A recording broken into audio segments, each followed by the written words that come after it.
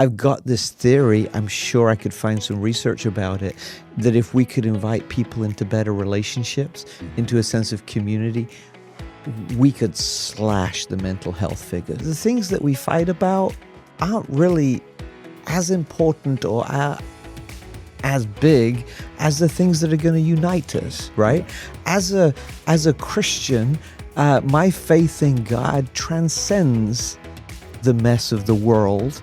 And if I'm worrying too much about the mess of the world, that's almost making an idol of the world, right? And so for me, the question is not what can I do to help others become better at relationships. I'd love to figure that out.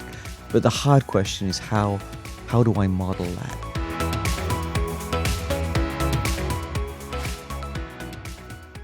So today I'm talking with my good friend, Andy Searles. I love this guy very much because we've done several things together in the community. He's always, I call Andy, hey, you want to do, I'm in, and he's just got such a great heart. But in addition to having a great heart, he's also a significant community leader in Seminole County, which I also live. But he's the pastor of Church Together in Casselberry. I call him the Bishop of Seminole County because he's got so many relationships with not only other faith leaders, but with community leaders, county leaders, and city leaders.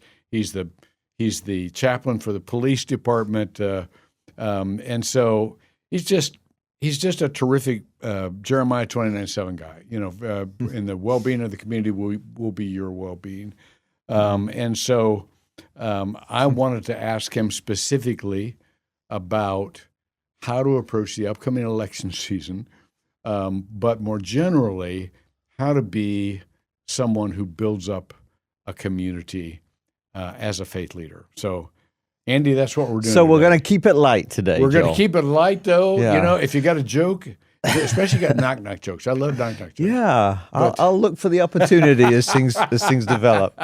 Didn't your mom ever tell you not to talk about faith and politics in a public place? Yes, and I'm still in rebellion. That's right. I rebelled all my life. I was never a kid with really good boundaries. Yeah. Well, that's part of our problem, though, isn't it? Right, that we haven't spoken about faith and politics, it is. And we've listened to our moms. God bless them, but maybe society got it wrong on that. Well, but everybody talks about it, just not at dinner. But then it just becomes kind of the hidden conversation you ought to be having out loud, so that you can understand one another and what's going on with one another. So let me go kind of back in your background, Andy. You grew up where? Well, I grew up in England under a monarchy. We had a queen. I grew up in a town called Colchester, just northeast of London. Really? It's the oldest recorded town in England, and its claim to fame, which I only realized recently, was that it is the birthplace of the sisters who wrote "Twinkle Twinkle Little Star." Get out. I know. Look at there. If I was part of that civic government, I would be leading with that everywhere I went. That's right. So when did you come to the U.S.? Yeah, so I came to the U.S. in '96. I came to California for a couple of years. Moved to Florida in '98. Okay. Met my bride just after that. We married in 2000. We just hit 26 years. And she is delightful. She is delightful. She would do much better on this podcast than I will, Joel. If we could tag her in, that would probably be good for the show. But yeah, served Aloma United Methodist Church for a number of years in different capacities in Winter Park. And then about 13 years ago, started, as you said, this little congregation called Church Together that really seeks to live up to its name, to be the church together. I think one of the very sad things in our society, both in the faith space and in the political space, the idea of being together is a very thin line. But whenever we turn the pages of Scripture, the prophets, the law, the gospels, the epistles, it is hard to read them without words like together and unity and union kind of jumping out. And when we read those words in the Holy Scriptures, there is also this kind of add-on that there is a blessing attached to that. So our lack of togetherness isn't just causing problems for us as we look back. It's actually preventing some blessing, some flourishing, some goodness that God's had in store for us. Well, amen to that. Let me ask you, not to get too psychological or therapy oriented, but you already see I need it. Let me just get comfortable, I'm no one to Joe. provide it, I tell you that. But what in your formation, both as either as a kid or as a minister or your spiritual formation, what oriented you toward the well-being of your neighbor? I mean, you're someone who very obviously cares for others who are not like you. Yeah. And so where did that come from? I think initially, and then we can kind of go a little bit deeper with that. Growing up in a secular country that the UK is, yet also growing up in a Christian home, which was wonderful, there was a divide between what my household and my family believed and cherished and what my friends believed and cherished. I think in my high school, which is obviously a lot smaller than the high schools over here in Florida, probably graduating class of 300 or 400, so it's still significant size. There were maybe 4 or 5 folks who went to church. Wow. And I remember it was mandated, it was a kind of imperative from the law that there would be 15 minutes of religious instruction every day. And on one hand, that's a great idea, but nobody knew what to do with it, right? Wow. The teachers would just kind of fumble the way through it. It would be quiet time. It would be, you know, you can imagine amongst the teenagers just what it kind of gravitated to. But I think there was something in that contrast between trying to live a life that honored God and wanting to be friends with folks who couldn't comprehend a God. That caused a little bit of a rub. And for some of my childhood and teen years, I resented that rub until I entered into a relationship with God and experienced that flourishing, that life, that fullness, that purpose for myself. And then once I received that, I'm like, oh my goodness, this isn't a problem to be avoided or dance around for the sake of those who are laughing during our religious instruction times. I need to figure out how to love and care for them so they can experience what I'm experiencing. So I think that's level one. Level two, interesting thing that happened recently. My dad has been going through all kinds of audio tapes from back in the day. And apparently my grandmother, he sent me the digital recording of this, in the 60s, in her little town in Yorkshire, England, was interviewed on the radio because she was advocating for a community center to remain a community center rather than be sold to some corporate business. And I'm listening to this, and God bless her, she died when I was 15, 16, right? But here was this sweet little old lady on this recording from the 60s in this thick Yorkshire, using language that I use today to advocate for the common good. So there was a felt need I experienced in my teenagers, but there was something in my heritage that just got passed down somehow. I wonder about that because my granddaughter is next year graduating law school. Yeah. And she is totally social. I mean, just has this gear. Yeah. And as a civil rights guy in the '60s, I wonder if there's something in there that passes down, just an element. You know, it's not predetermined or anything like that, but it's like Yeah, no, there's Yeah. this orientation, it Yeah. seems like. Yeah. But Yeah. when you approach your participation, let's Yeah. just talk about Seminole County first. Sure. You know, are you? I take it you're an extrovert. I'm actually an introvert I wondered about who that. has developed extrovert tendencies. Okay. Normally when I have a role and responsibility to play. But Okay. my dream evening is sitting at home reading. Yes, I get you. Okay. My All right. wife's dream evening is going to a party or She's the extrovert. I knew. and most of the time she wins. Yeah. But yeah, no, I think my natural tendency is to keep myself to myself. Okay. Well, I wonder about that because you've got so many relationships in the community, and they're and they have to be very intentional. Yeah. On your part. Yeah. I think some structures that we would do well to build into our lives to do that. Because I think, Joel, what I've realized recently is we are relational people before a relational God who wants to have relationship with us. We live in a relational world that functions out of a relational ecosystem, but we're not very good at relationships. Yeah. Right? So I want to ask the question of myself and others, what do we need to build into our lives to facilitate relationships? Yeah. And the interesting thing about that extrovert-introvert thing, the whole conversation doesn't always sit well with me because I just don't know if I fit in a lot of places. Yeah, most of us don't. But I find I build deeper relationships as an introvert than the shallower relationships that I do as an extrovert.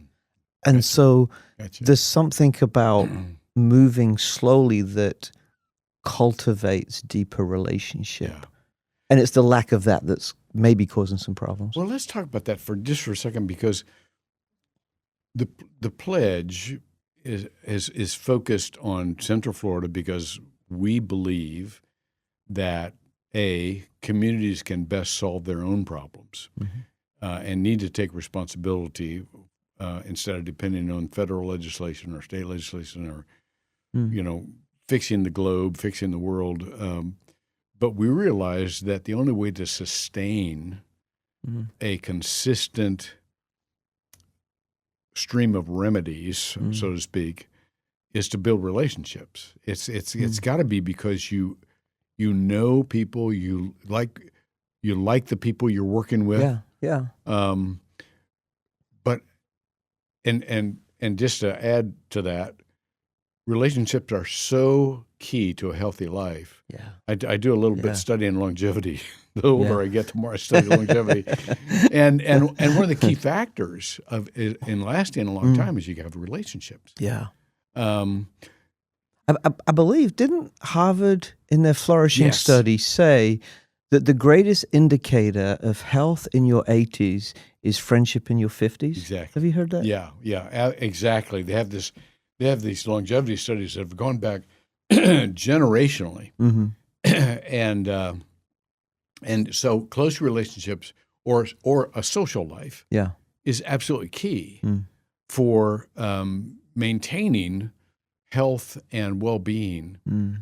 Let's contrast that, though, to the culture we're now in that is so divided and so polarized and growing in specifying who is the enemy, who is the outsider. Yeah. What do you think are the skills that people need that not incidentally could come from the faith communities? Yeah. What are the skills that you think people need? Because most of us have not been taught how to have conversations that are reconciling. Yeah. Wow, that's a great question. Rob, we may need dinner brought in to answer this one if you can do that. That's right. Let me answer kind of three thoughts on that. The first thought is, and let's kind of put address the elephant in the room. You're exactly right. The faith community should be at the forefront of reconciliation. And it is a travesty and a mark on our generation that we are on the forefront of divisiveness. Yeah. That feels evil. It is. That feels Absolutely unchristian. right. Yeah. So just to state that. Second thing around that, I've been thinking a lot, not just about expressions of relationship, but framework for relationship. We'll talk about expressions in a minute, because I think the gospel speaks directly to that. But in terms of framework, in these kind of cultural wars, especially around politics, there seems to be a very clear delineating line developing between power and humility, right? Mm-hmm. The lust for power is evident in everything, right? Yeah. And even this, are you for me or are you against me? Well, it's so I can either consolidate power or protect power, right? Mm-hmm. And gosh, Scripture doesn't paint a pretty picture of what happens to worldly power when we try to grasp it. Yeah. But Scripture does paint a beautiful picture of what happens when we can live with humility and meekness. It's in meekness and humility that we can love, that we can care, that we can reach out, that we can listen, that we can have those flourishing conversations. It's in humility that we can build those relationships. That's why proximity matters, right? We can criticize from a distance if it protects our power, but if we're face to face just doesn't work without being humble. And so, the elephant in the room is the church is not doing a great job of being reconcilers. I think there's this framework, almost this litmus test that we need to have with every decision, with every thought, with every response, with every criticism. Is this going to feed my need for power, or is this going to make me more humble? And I think if we can make decisions that lean towards humility, then we're heading in the right direction to reconciling. The third thing is, as you said, the expressions of that. For me, the fruit of the Spirit is the fruit of what it means to walk with Jesus, right? Love, peace, patience, joy, et cetera, et cetera. That's how Jesus lived. As Christians, we are to live like Jesus. And if those traits are not present, I wonder if we're doing the gospel wrong. Yeah.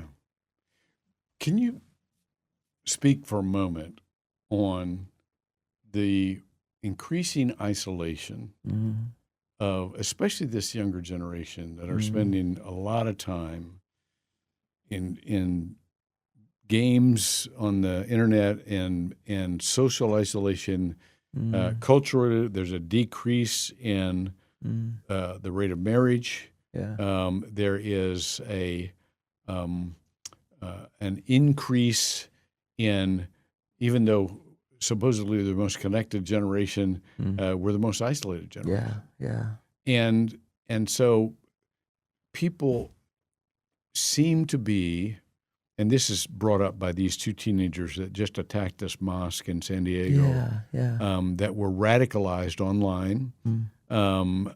They spent more and more time on their computer reading propaganda. They somehow found each other online and hatched this plot.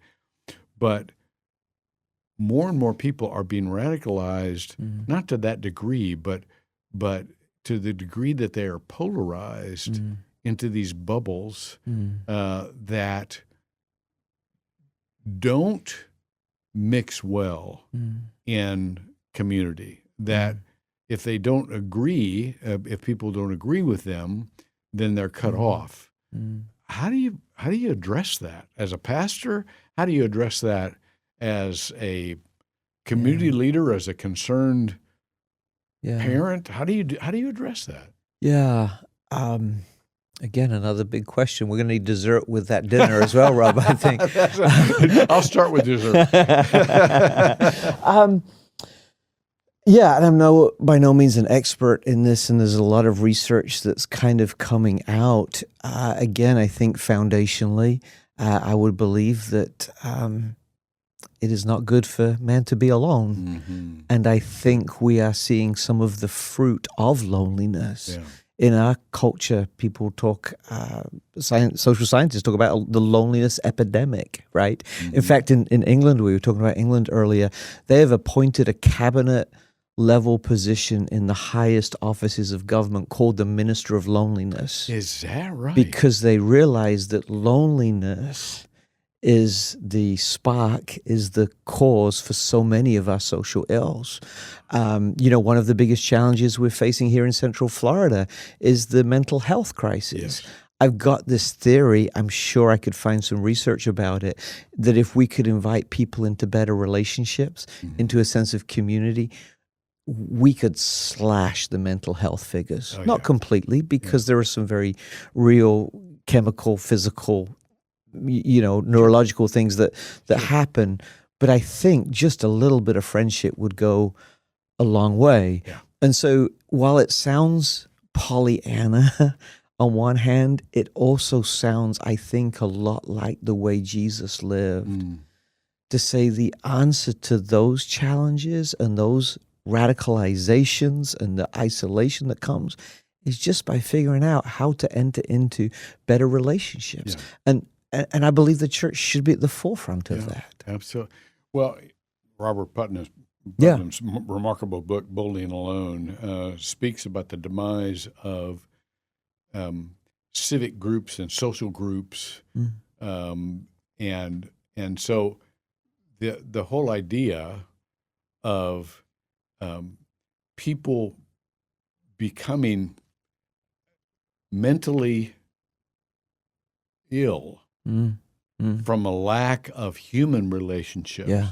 I mean, you're familiar with Dave's House that treats, that gives permanent supportive housing to people with severe mental illness. And part of their healing process is not just to get them on meds, but is to put them in homes together to where they have the social interaction so that they can be encouraged to be stable in their job, so that they can have, someone to be a part of their ongoing growth. And so when I look at the divisions in our culture, and by the way, we're working with a national organization, Tim Shriver's organization called Dignity Index. And they did a survey not too long ago, 3 months ago, asking people what were their greatest concerns in the U.S. today, a national survey. The number one concern, of course, was this was 86%, was cost of living increase. Can we make it financially? We're struggling here. Right. But the number two concern, this blew me away, 83%, was the divisiveness of our culture. And people were so afraid that people were becoming so divided we couldn't solve our problems anymore. So what do you have any ideas about strategy on a local level? We're not trying to fix a country, not trying to reverse the culture, but on a local level, Central Florida is kind of I love living in Central Florida. It's got so many leaders that do work together. That enjoy being around one another. But how can we foster that kind of collaboration and camaraderie into those around us? Again, what comes after dessert? Coffee. It's another thing. Or tea. Or tea. Or tea comes before, during, and after. Actually, that's kind of how it works with my people, Joel. I'm in. Yeah. Again, I think it all comes back to relationship, and I think the thing that I'm learning about relationship is that healthy relationship is caught as much as it is taught, which means that I need to be the kind of person that I want others to be, right? Mm-hmm. It means that I need to model forgiveness. It means that I need to model grace. It needs to model trust. That the things that we fight about aren't really as important or as big as the things that are going to unite us, right? Yeah. As a Christian, my faith in God transcends the mess of the world. And if I'm worrying too much about the mess of the world, that's almost making an idol of the world, Mm-hmm. right? Mm-hmm. And so for me, the question is not what can I do to help others become better at relationships. I'd love to figure that out. But the hard question is how do I model that? That's What good. does it look like for me to enter a space with meekness, wanting to listen, wanting to care? Again, as an introvert, what does it look like to walk into that party and engage in someone? What does it mean to let people know that they are seen, known, and loved by me, Yeah.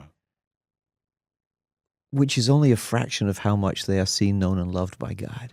I do some chaplaincy work with Orlando City, the soccer team, Yes, as yeah. well. And that culture is a fascinating microcosm of our larger culture. Because I've got this theory that pro sports only works when you commodify people, right? Mm. Think about it. The club does a great job of fighting against it. So I want to be clear on that. Mm-hmm. But the fans, we only want to support a winning team. Mm. And so if a team's not winning, everybody becomes dispensable, right? And so some of the players I work with, if they have a bad training session, hey, you're gone, right? If the coach isn't winning, he's gone. He may be doing everything right, but apart from that small part. Yeah. So it creates this culture of commodity. So I see very clearly that in chaplaincy, my role is to value people in a world that commodifies everybody. And so what I've learned to do, and I think the players will say this, the staff will say it, because I say it all the time, they see it. My little mantra, I call it a value adder's creed, right? Mm-hmm. And it's that if I see you, I want to encourage you. Yeah. If you want to talk, I'm ready to listen. If you're struggling, I want to sit with you. If you want to grow, I want to resource you. No, that's great. Because those four things communicate that we value each other. Yeah. And while the soccer culture is a microcosm of larger culture, I do think there's a lot of commodity thinking and a lot of commodity living. This is what's in it for me? What can I get out of it? Yeah. But really, the good news of Jesus is you're not a commodity. You matter. You're seen. You're known. You're loved. Let's take that line of thinking and bump it into the realm of politics, because politics has become an industry of commodification. Yes. You either win or lose. It's a zero-sum game, and you're always looking to the next election. You're always diminishing your opponent. What do you do as a spiritual leader, especially in your congregation? How are you preparing them for the next election cycle that they can be interested but not overwhelmed? They can be involved but not entangled. They can be they can decide on the best candidate without hating the opposing candidate. Yeah. How are you helping? Honestly, I think I probably don't do a very good job of this, partly because of my disdain for how politics has become, partly because I don't want to make it a primary issue when, as a church and as a Christian, I think it's a secondary issue to the kingdom of God marked by love and service. So I think I would kind of want to lean into the values more than the outcome. Yeah. Right Yeah, values lead to right outcome. Yeah. And I think in some ways, as a Christian and as a conservative Christian, there are a lot of outcomes that feel like they might be right to me. Mm-hmm. But because we don't get to the right outcome in the right way, it is not the right outcome because it's the process more than the outcome. Does that make sense? It does. Let me dig a little deeper, though, because when we say outcome, what are the values? Years ago in a presidential debate, I asked Hillary Clinton, what is the process you go through to make a moral decision, to determine in your mind what is right? Let me ask you that question on behalf of those you might influence. What would you recommend to people how to determine in their mind who to vote for based upon what values? What do you think ought to be in the uppermost in people's mind as they obviously it's not party for us. But as we approach this, as we're trying to determine both the candidates and the policies, what should we have in mind that is most moral or has the highest value? Yeah. I think there are some important secondary questions. What's this going to do to our world 25, 50 years from now? I think so often there's a tendency to feed our own interest now. I think the short-sightedness of a lot of our politics will cost future generations greatly. I'm talking way beyond the economy in that. So what will this decision look like, 25, 50, 75 years ago? What will this do to our common good, right? Because while as Christians, I believe we're ambassadors and citizens of the kingdom, our calling as ambassadors is to serve the common good, right? To enable human flourishing, human growth, those kind of things. So I think there are those secondary questions. And Joel, I wouldn't want to answer for others, but I think this is what I would ask of myself and ask of others should they ask my advice. Because there's such a thin line between using the pulpit. Gosh, liberals think I'm too conservative. Conservative thinks I'm too liberals. I love living in that space. Yeah. But it's a thin line. Yeah. And I wanna stay in that space.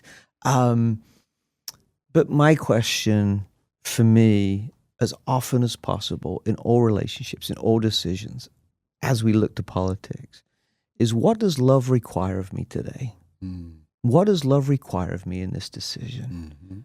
Again, Christianity's highest value is that of love, right? That a God who loved the world, sent his only Son who showed us the way of love and encouraged us by his great commission, by his great commandment to love one another, to love our neighbors. Love is clearly the highest value of what it means to know God. And so the question that our churches, our people of faith really should be asking first and foremost is, what does love look like in this decision? What do you do, though, with the pushback you're going to get? Yeah, I got some scars. Would you like to see exactly. Because you think everybody would go, well, love that, but if you love the wrong people, if you love people who don't agree with your group or live differently or have different, theologies or values, and you're going to get what Jesus got when he had suppers with sinners. You're going to get a lot of accusation. You're going to get a lot of, you're selling out to Christian religion. You're just, you're you don't care about what's right anymore. You just care about this kumbaya stuff. And how do you address that?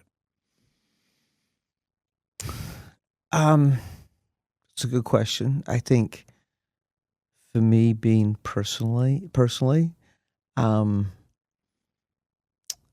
think there's a greater good that gives me comfort in taking some of those critiques. Mm-hmm. I think we've both kind of sat there. We've both probably got lots of scars Mm-hmm. around being misunderstood around that. And that's part of the calling. That comes with the territory. If it Yeah. was for Jesus, there's a sense in which our much, much, much less or expression of that, is a badge of honor. I think it fuels my prayer life. Mm-hmm. And I think it helps me examine my own heart and make sure that I am not fighting back in the way that I've been attacked, Mm-hmm. so that I don't become part of the problem. Yeah. Yeah. But I don't know. I wish we can't fight force with force, right? This is that power and humility crux, right? Yeah. The way of humility, right process should lead to right outcome. I can't control the outcome, but I can control how I give myself to the process. Yeah. What would your answer be? Years ago, I was talking with a major political candidate, and we were trying to figure out how could the faith community and governmental agencies work together without getting all up in each other's business. Yeah. What is your answer to that? Yeah. My answer is to find the overlap in outcomes. Okay. To find the overlap in outcomes. So, for instance, in my chaplaincy with the police, right, our chief knows that the best gift that he can give to our city is healthy police officers who are leading with integrity, humility, from a sound mind. I want that too as a Christian. So we overlap it towards that same outcome, right? In the soccer world, right? Every coach knows that you need skills to win, but no team wins without character. And character is a thing that is formed in us through our relationship with God, often, not exclusively, of course, but often. And so that's the overlap to me. So I think one of the questions we need to be asking is not how do we position ourselves in an adversarial way, but how do we look for overlap where we as followers of Christ can meet with the desired ultimate outcomes of those that we're serving. And again, it sounds so easy. It's not, because there's manipulation on both sides. Yeah. I find as a Christian, and certainly from many within my tribe, it's hard to come to those shared tables without agenda, right? Yeah. But if we can unite around that overlap of outcome, I think that's a good starting place.